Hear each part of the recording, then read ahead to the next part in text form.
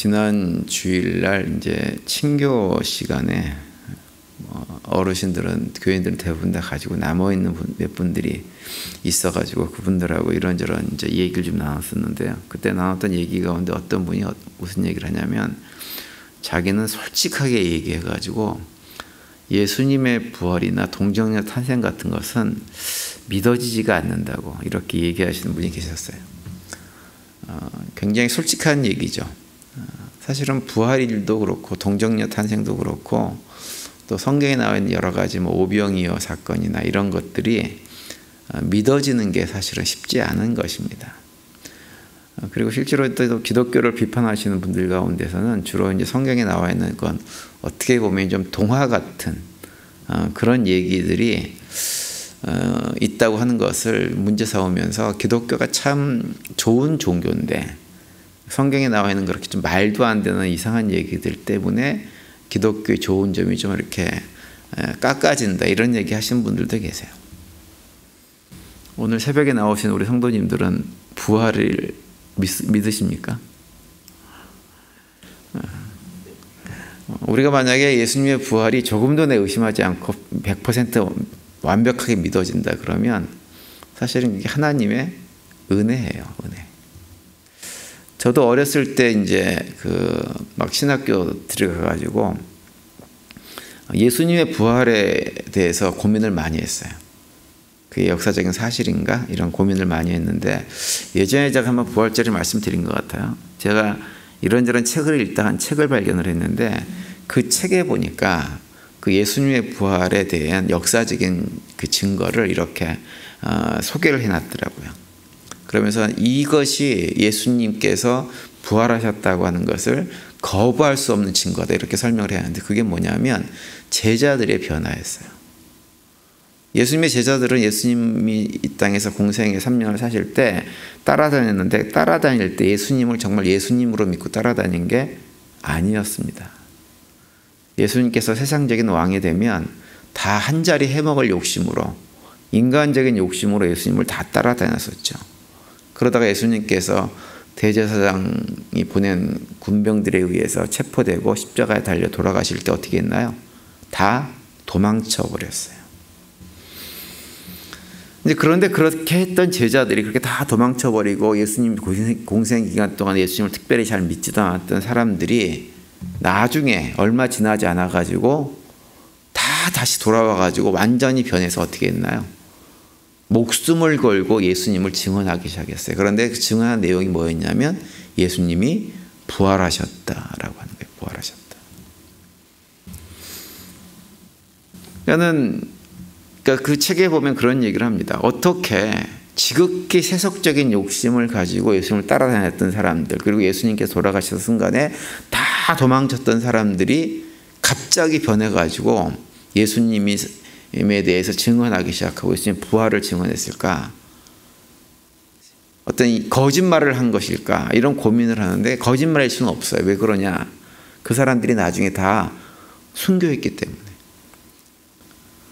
사람들이 거짓말은 할 수 있어도 거짓말을 하려고 목숨을 걸지는 않는다고 하는 거예요. 그런데 이 사람들이 목숨을 걸었다는 얘기는 뭐냐 하면 이유가 한 가지뿐이 없다고 하는 거죠. 이 사람들이 다 부활하신 예수님을 직접 만났기 때문에 이런 극적인 변화가 있었을 것이다 이렇게 설명을 합니다. 제가 그 책을 보고 크게 도움을 받았어요. 그래서 그렇다. 예수님의 제자들의 모습을 보면 예수님이 부활했다고 하는 것을 부정할 수 없다. 역사적 사실이다. 이렇게 확신을 하게 됐고 그때 이후부터 저는 예수님의 부활을 조금도 의심하지 않습니다. 그리고 예수님의 부활이 역사적인 사실이라고 한다면 그것이 가능하다고 한다면 복음서에 기록되어 있는 모든 얘기들 예수님께서 행하신 이적들 동정녀 탄생 이런 것들도 하나님께서 얼마든지 가능하게 하실 수 있는 얘기라고 하는 것을 확인을 했어요. 그래서 그런 얘기들을 조금도 의심하지 않습니다. 그런데 이제 성경에 보면 그 예수님의 부활처럼 그렇게 나름대로 합리적으로 설명하고 이해할 수 있는 그런 얘기도 있지만 정말 어떤 얘기는 좀 동화 같다라는 느낌을 받게 만드는 얘기들도 꽤 많이 있습니다. 특별히 구약 성경에 보면 그런 얘기들이 덜어 나오는데 그 얘기 가운데 하나가 오늘 우리가 읽은 본문의 내용 가운데도 그 가운데 하나예요. 오늘 우리가 읽은 본문의 내용은 어떤 내용이냐면 엘리사가 그 제자들과 함께 생활하고 있었는데 아마 그 집이 거주처가 굉장히 좀 좁았던 모양이죠. 그리고 엘리사의 제자 중에 한 명이 우리 새로운 거처를 좀 만듭시다 라고 해가지고 이제 숙소를 짓기 위해서 나무를 하러 벌목을 하러 갔는데 벌목을 하러 갔다가 제자 중에 한 사람이 벌목하던 도끼를 잘못해가지고 물웅덩이에 빠뜨렸어요. 근데 아마 그 물웅덩이가 상당히 깊은 웅덩이였던 것 같아요. 그런데 거기 물에 빠졌던 그 새 도끼를 갖다가 엘리사가 다시 꺼내줬다라고 하는 것이 오늘 본문의 내용입니다. 오늘 보면 6절과 7절을 다시 보시면 이렇게 되어 있죠. 하나님의 사람이 이르되 어디 빠졌느냐 하매 그곳을 보이는지라 엘리사가 나뭇가지를 베어 물에 던져 새도끼를 떠오르게 하고 이르되 넌 그것을 집으라 하니 그 사람이 손을 내밀어 그것을 집으니라 이렇게 기록을 하고 있죠. 엘리사가 나뭇가지를 하나 꺾어가지고 거기 도끼가 빠진 데다 뚝 던졌더니 도끼가 쑥 떠올라가지고 그걸 다시 집어가지고 꺼냈다고 하는 얘기입니다. 오늘 본문의 얘기는 성경이라고 하는 이 틀을 갖다가 이렇게 벗겨내면 정말 동화 같은 얘기, 어린이 동화책에나 나올 만한 얘기가 오늘 본문에 기록되어 있습니다. 그래서 앞서 말씀드린 부활이라고 하는 것을 믿지 못하는 사람들에게 성경에 특별히 이렇게 나와 있는 이런 얘기는 더더욱더 믿어지지가 않는 정말 동화 같은 얘기다라는 생각이 하게 되어지고 그런 사람들에게는 사실 성경 전체가 좀 의심스러운 책으로 이렇게 다가올 수가 있는 일입니다. 그렇다고 한다면 왜 성경은 이런 얘기를 성경책에 기록을 해 놓으셨을까? 그 이유가 뭘까요? 제가 예전에 한번 말씀드린 것 같은데 우리가 성경을 읽을 때 기본적으로 이해해야 될 것이 뭐냐면 성경이라고 하는 책은 무엇을 얘기해 주고 싶은 책이냐면 우리 인간은 어쩔 수 없이 타락한 본성을 가지고 있는 악한 존재라고 하는 거예요. 그걸 성경이 우리한테 얘기해 줍니다.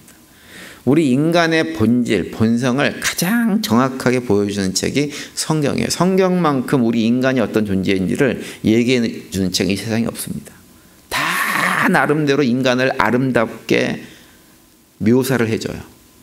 근데 성경은 그렇게 우리한테 얘기해 주지 않아요. 우리 인간은 어떤 존재냐?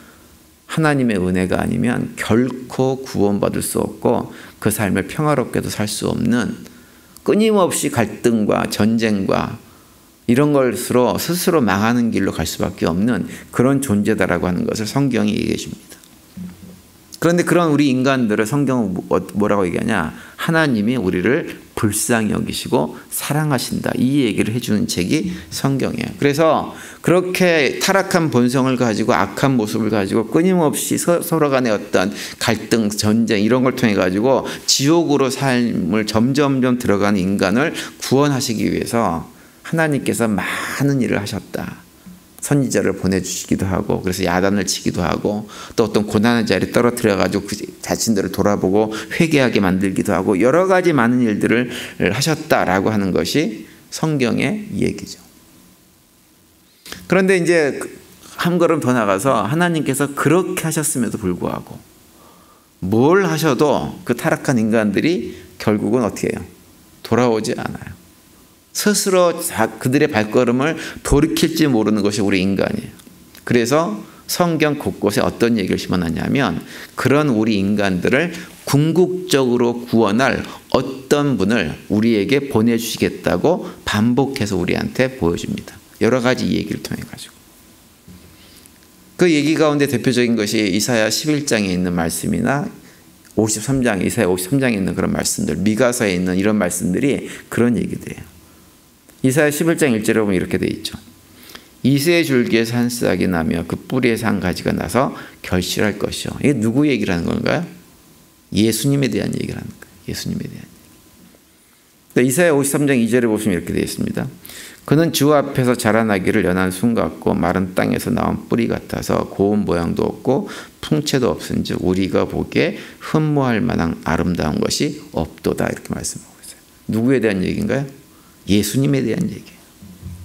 미가서 같은 데는 예수님께서 베들레헴에서 태어나실 것이다 라고 하는 예언의 말씀을 해주고 있죠. 그 외에도 다양한 내용이 예수님의 탄생과 사역에 대해서 말씀을 해줍니다.